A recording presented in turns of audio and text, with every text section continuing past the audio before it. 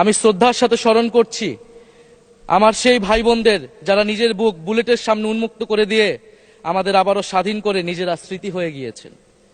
আমরা তাদের শাহাদাত কবুলের জন্য মহান আল্লাহর কাছে দোয়া করছি। একই সাথে আহত ও পঙ্গু জুলাই যোদ্ধা ভাই বোনদের প্রতি আমার সবটুকু আবেগ, শ্রদ্ধা আর ভালোবাসা দিয়ে কৃতজ্ঞতা জানাচ্ছি। তাদের সুস্থতা কামনা করছি। তাদের অমূল্য জীবন, রক্ত আর অপরিসীম ত্যাগের ফলে আমরা আজ সংসদ সদস্য। 24-এর গণ অভ্যুত্থানের বৈষম্য বিরোধী ছাত্র আন্দোলনের নেতৃত্বে অংশ নিয়েছিল ছাত্র, শ্রমিক, কৃষক, শিক্ষক, অভিভাবক, সাংস্কৃতিক কর্মী, আলেম সমাজ, তরুণ সেনা অফিসার ও সৈনিকগণ ও প্রবাসী বাংলাদেশি ভাই ও বোনেরা। অভ্যুত্থানে গুরুত্বপূর্ণ ভূমিকা রেখেছে আমাদের নারী সমাজ। সামনে থেকে নেতৃত্ব দিয়েছে ও নির্যাতিত হয়েছে। আন্দোলনে প্রাইভেট বিশ্ববিদ্যালয়, মাদ্রাসা ও স্কুল কলেজের ছাত্রছাত্রীদের ভূমিকা ছিল তাৎপর্যপূর্ণ। গণ অভ্যুত্থানে ভ্যানগার্ডের ভূমিকা ছিল ফ্যাসিবাদ বিরোধী রাজনৈতিক দলের নেতাকর্মীরা। স্মরণ করছি ছাত্রদল, ছাত্র শিবির, ছাত্র শক্তি, ছাত্র অধিকার পরিষদ এবং বিভিন্ন ইসলামপন্থী ও বামপন্থী ছাত্রকর্মীদের যারা সাহসিকতার সাথে লড়াই করেছিল বৈষম্য বিরোধী ছাত্র আন্দোলনে। মাননীয় স্পিকার, 24 মানে কেবল 24 না, এর পিছনে রয়েছে বিশাল প্রেক্ষাপট।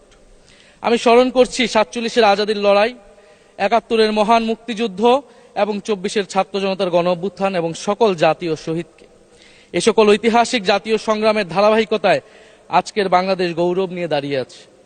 স্মরণ করছি পিলখানা হত্যাকাণ্ডের শহীদ, শাপলা হত্যাকাণ্ডের শহীদ, মোদী বিরোধী হত্যাকাণ্ডের শহীদ, ফ্যাসিস্ট আমলে গুম হওয়া ব্যক্তিদের স্মরণ করছি। 18 সালের কোটা সংস্কার আন্দোলন ও নিরাপদ সড়ক আন্দোলনে ছাত্র কিশোরদের অকুতোভয় সাহসকে স্মরণ করছি। স্মরণ করছি আমাদের ভাই শরীফ ওসমান হাদী, যিনি তার সাহসিকতার মাধ্যমে বাংলাদেশকে একটি ইনসাফ ভিত্তিক বাংলাদেশ হিসেবে গড়ে তুলতে চেয়েছিলেন। তিনি আর আমাদের সাথে নাই। আমরা ওসমান হাদী ভাইকে স্মরণ করছি। শহীদ আবরার ফাহাদ ও শহীদ ফেলানী খাতুনকে স্মরণ করছি, যারা ভারতীয় আধিপত্যবাদের বিরুদ্ধে লড়াই করে বাংলাদেশকে আজকের এই জায়গায় নিয়ে এসেছে। 24-এর ছাত্র জনতার গণ অভ্যুত্থানে মাঠের নেতৃত্বের একেবারে সামনে থাকার কারণে আজকের দিনটি আমার জন্য একই সাথে আবেগের, কষ্টের ও আনন্দের। আমাদের সংগ্রামের সাথী শহীদ আবু সাইদ, শহীদ মুগ্ধ, শহীদ ওয়াসিব, 4 বছরের শিশু আহাদ, 6 বছরের শিশু রিয়া গোপ সহ প্রায় 150 শিশু শহীদ। মাননীয় স্পিকার, পুলিশের এপিসি থেকে ফেলে দেওয়া শহীদ ইয়ামিন, সাভারের আশুলিয়ায় ভ্যানের উপরে জীবন্ত অবস্থায় আগুনে পুড়িয়ে মারা কিশোর শহীদ সজল সহ অগণিত মানুষের স্মৃতি আমাকে প্রচন্ডভাবে নাড়া দিচ্ছে। মাননীয় স্পিকার,